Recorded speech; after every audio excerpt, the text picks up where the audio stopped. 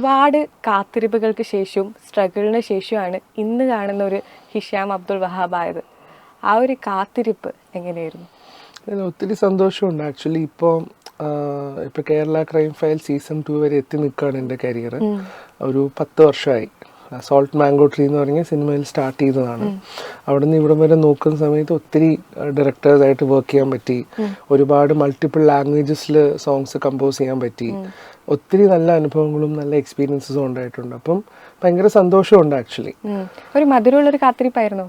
തീർച്ചയായിട്ടും. അത് കുറച്ച് എന്താ പറയുക, എക്സ്പീരിയൻസ് എപ്പോഴും കുറച്ച് ട്രബിൾസും എല്ലാം ഉണ്ടാവുമല്ലോ. അപ്പോൾ ബട്ട് ഇറ്റ്സ് വർത്ത്. അത്രയും ഹാർഡ് വർക്ക് ചെയ്ത് അത്രയും സിൻസിയർ ആയിട്ട് വർക്ക് ചെയ്യുന്ന സമയത്ത് അതിന്റെ ഒരു റിസൾട്ട് വരുമല്ലോ. സെൽഫ് കോൺഫിഡൻസ് എന്നതാണ് ഹിഷാം അബ്ദുൾ വഹാബിനെ ഇക്വേറ്റ് ചെയ്യുന്നത്.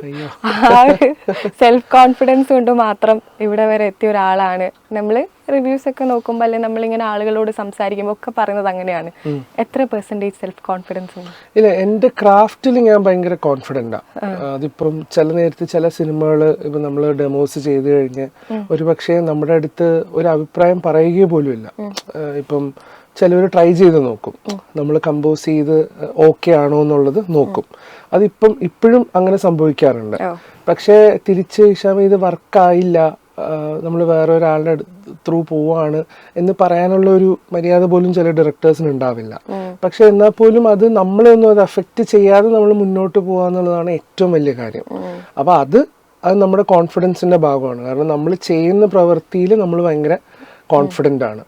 അപ്പം ഇപ്പോൾ ഒരു ഡെബ്യൂ കമ്പോസറാണ് അല്ലെങ്കിൽ പുതിയതായി ഈ ഇൻഡസ്ട്രിയിലേക്ക് വരുന്ന ഒരാൾക്കാണ് അങ്ങനെയുള്ള അനുഭവങ്ങൾ വരുന്നതെങ്കിൽ ഒരുപക്ഷെ അവർ ചിലപ്പോൾ കരിയർ തന്നെ ഷിഫ്റ്റ് ചെയ്ത് വേറെ ഏതെങ്കിലും ജോലിക്ക് പോകും.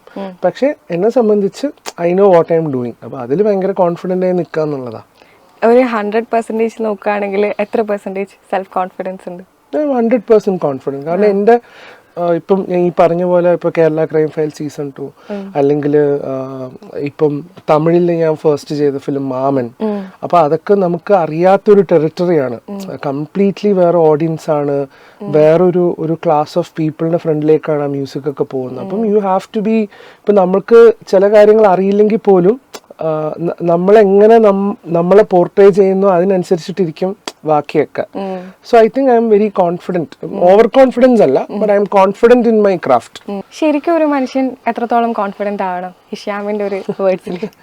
ഇല്ല, എനിക്ക് തോന്നുന്നു നമ്മളിപ്പോൾ ഒരു കാര്യം അച്ചീവ് ചെയ്യാൻ വേണ്ടിയിട്ട് നമ്മൾ ഇറങ്ങി പുറപ്പെടുക എന്ന് വിചാരിക്കുക. ഇപ്പം എനിക്ക് മ്യൂസിക് കമ്പോസർ ആവണം, എനിക്കിത് നേടണം, പിന്നെ അതിനുവേണ്ടി നമ്മൾ ഫൈറ്റ് ചെയ്യുക എന്നുള്ളതാണ്. ഇപ്പം പലപ്പോഴും നമ്മൾ കണ്ടുവരുന്ന, ഇപ്പം നമ്മുടെ കൂടെ വർക്ക് ചെയ്യുന്നവരാണെങ്കിലും അസിസ്റ്റൻസ് ആണെങ്കിലും പുതിയ കുട്ടികളാണെങ്കിലും പലപ്പോഴും ഹാഫ് വേ അവർ ഡൗട്ട്ഫുൾ ആയിരിക്കും. ഞാൻ ഇത് ചെയ്യണോ അതോ വേറെ എന്തെങ്കിലും ചെയ്യണോ, ഇല്ലെങ്കിൽ അത് എപ്പോഴും ഒരു സബ്സ്റ്റിറ്റ്യൂട്ട് ആയിട്ട് കാണുന്ന, അതാണ് ഞാൻ എപ്പോഴും പലപ്പോഴും കാണുന്നത്. ഇപ്പം ഈ റിയാലിറ്റി ഷോയിൽ പങ്കെടുത്ത കുട്ടികളാണെങ്കിലും വേറെ ഏതെങ്കിലും സ്ട്രീം പഠിക്കുന്ന, ഇപ്പം മെഡിസിനോ അല്ലെങ്കിൽ എഞ്ചിനീയറിങ്ങോ അതൊക്കെ പഠിച്ചിട്ട് പാരലലി ദേ ബ്രിങ് മ്യൂസിക്കിനെ അവർ കൊണ്ടു നടക്കും. അത് there is no harm in that. പക്ഷെ മ്യൂസിക് മാത്രമായിട്ടാണ് ഫോക്കസ് ചെയ്യുന്നതെങ്കിൽ ഐ തിങ്ക് നമ്മൾ ബാക്കിയൊക്കെ മാറ്റി വെച്ച് മ്യൂസിക്കിന് വേണ്ടി നമ്മൾ ഇറങ്ങി തിരിക്കണം. അപ്പോഴാണ് അതിന്റെ റിസൾട്ട് വരിക എന്നാണ് എൻ്റെ വിശ്വാസം. കാരണം ഞാനും ഒരു എഞ്ചിനീയറിംഗ്, എന്താ പറയുക, സൗണ്ട് എഞ്ചിനീയറിംഗ് പഠിച്ച് സൗണ്ട് എഞ്ചിനീയറായിട്ട് വർക്ക് ചെയ്തൊരു വ്യക്തിയാണ്. അപ്പം എനിക്കറിയാം മ്യൂസിക്കിന് വേണ്ടി മാത്രം നമ്മൾ ടൈം മാറ്റി വെക്കുമ്പോഴുണ്ടാവുന്ന ഡിഫറൻസ് എന്താന്നുള്ളത് നമുക്കറിയാം. എങ്ങനെയായാലും ഹാർഡ് വർക്ക് അവസാനം നമുക്ക് കോൺഫിഡൻസ് ഷുഡ് ബി ദർ. നമ്മൾ കോൺഫിഡന്റ് ആയിരിക്കണം നമ്മുടെ വർക്കിൽ. ഈ സൂഫി ആൽബംസ് ചെയ്തു, അതിനുശേഷം മലയാളത്തില് ഒരുപാട് ഫിലിംസ് ചെയ്തു. പിന്നെ ഒരു ബ്രേക്ക് എന്ന് പറയുന്നത് വിനീത് ശ്രീനിവാസൻ തന്ന, വിനീതേട്ടൻ തന്ന ഹൃദയമാണ്. ആ ഒരു ഹിഷാം അബ്ദുൾ വഹാബ് എന്നുള്ളൊരു മാർക്ക് ആളുകളിലേക്ക് എത്തിയത് ഹൃദയമാണ്. ശരിക്കും വിനീത് ശ്രീനിവാസനാണ് ഒരു ഗോഡ് ഫാദർ എന്നൊക്കെ നമുക്ക് പറയാൻ പറ്റുന്നത്. നിസ്സംശയം പറയാം. കാരണം വിനീതേട്ടൻ എന്റെ സ്ട്രഗിൾസ് കണ്ടിട്ടുള്ള ആളാണ്. വിനീതേട്ടൻ്റെ ഇത് പലപ്പോഴും ഞാൻ ഇപ്പം ഏത് സിനിമ വരുന്ന സമയത്ത് അതിലെ പാട്ടുകളൊക്കെ സന്തോഷപൂർവ്വം വിനീതേട്ടൻ അയച്ചു കൊടുക്കാറുണ്ട്. അങ്ങനെയാണ് വിനീതേട്ടൻ ആ സ്ട്രഗിൾ മനസ്സിലാക്കിയതും വിനീതേട്ടൻ എനിക്ക് അവസരം തരുന്നതും. തീർച്ചയായിട്ടും വിനീതേട്ടൻ എൻ്റെ ഗോഡ് ഫാദറാണ്. കാരണം ആ സിനിമയിലൂടെ മാത്രമാണ് എനിക്ക് എൻ്റെ മ്യൂസിക്, ഞാൻ കൊണ്ടുവരാൻ ശ്രമിച്ച മ്യൂസിക് എനിക്ക് കൊണ്ടുവരാൻ പറ്റിയതും ഇന്നും അതൊരു ക്ലാസിക്കായി നിൽക്കുന്നത് ഒരു പക്ഷേ ആ ഒരു ഗ്രേറ്റ് ടീം വർക്കിന്റെ റിസൾട്ടാണത്. ഇപ്പോഴും സോഷ്യൽ മീഡിയ ട്രെൻഡിൽ നമ്മൾ എന്തെങ്കിലും ഒരു ഫോട്ടോ ഇട്ട് ഇപ്പോൾ സോങ് സെലക്ഷൻ വരുന്നില്ലേ, അതിൽ മിക്ക ആളുകളും ഒരുപാട് പാട്ടുകളുണ്ടല്ലോ, അതിൽ എല്ലാ ടൈപ്പ് ഓഫ് ഇമോഷൻസും ഉണ്ട്. നമുക്ക് പ്രണയിക്കണമെങ്കിൽ പ്രണയിക്കാം, ഡിപ്രഷൻ അടിക്കണമെങ്കിൽ ഡിപ്രഷൻ അടിക്കാനുള്ള പാട്ടുണ്ട്, ഒരു കംബാക്ക് വരണമെങ്കിൽ കംബാക്ക് അടിക്കാനുള്ള പാട്ടുകളുണ്ട്. അതെ. അപ്പൊ ഒരുപാട് ഇമോഷൻസ് ആ സിനിമയിലെ ഒരുപാട് പാട്ടുകളിൽ തന്നെ കാണാൻ പറ്റും, അല്ലെ മറ്റു സിനിമകളിലായാലും നമുക്ക് കാണാൻ പറ്റും. ഇമോഷൻസിന്റെ ഒരു കളിയാണ്. ശരിക്കും ലൈഫിൽ ഇത്രയധികം ഇമോഷൻസ് എക്സ്പീരിയൻസ് ചെയ്യുന്ന ഒരാളാണ്. അല്ല, എനിക്ക് തോന്നുന്നു എല്ലാ കമ്പോസറിനും ഒബ്വിയസ്ലി നമ്മളൊരു പാട്ടുണ്ടാക്കുന്ന സമയത്ത് നമ്മുടെ ലൈഫിൽ നമ്മൾ എന്തൊക്കെയാണോ ഫേസ് ചെയ്യുന്നത് അതിന്റെ ഒരു എക്സിക്യൂഷൻ ഉണ്ടാവും, അതിന്റെ ഒരു ചെറിയ റിഫ്ലക്ഷൻ ഉണ്ടാവും സോങ്സിൽ. ഹൃദയ സോങ്സിനെ സംബന്ധിച്ച് ആ ടൈമിലൊരു കുറെ ട്രബിൾസമിലൂടെ കടന്നു പോകുന്ന ഒരു ടൈമായിരുന്നു. അപ്പൊ ആ സമയത്ത് ഹൃദയം വരുമ്പോൾ ഒബ്വിയസ്ലി നമ്മുടെ എനർജി ഒക്കെ അതിൽ നമ്മൾ ഇൻവെസ്റ്റ് ചെയ്യുമല്ലോ. അപ്പൊ അതിന്റെ റിസൾട്ടാണ് ഇപ്പൊ ദർശനാണെങ്കിലും ഇപ്പം മിന്നൽ കൊടി എന്ന് പറയുന്ന സോങ് ഉണ്ട്, പുതിയൊരു ലോകം. അപ്പൊ പുതിയൊരു ലോകമൊക്കെ എന്നെ സംബന്ധിച്ച് എനിക്കും അത് പുതിയ ലൈഫായിരുന്നു. അപ്പം അതിന്റെ ഒരു ഓറ അതിലുണ്ട് ആൽബത്തിന്. നമുക്ക് വിനീതേട്ടന് വേണ്ടി ഒരു പാട്ട് ഡെഡിക്കേറ്റ് ചെയ്യാന്ന് പറഞ്ഞാൽ ഗോഡ് ഫാദർ ആണല്ലോ. അപ്പൊ ഏതൊരു പാട്ട് നമ്മള് സന്തോഷത്തോടെ ഡെഡിക്കേറ്റ് ചെയ്യും? പാടാം.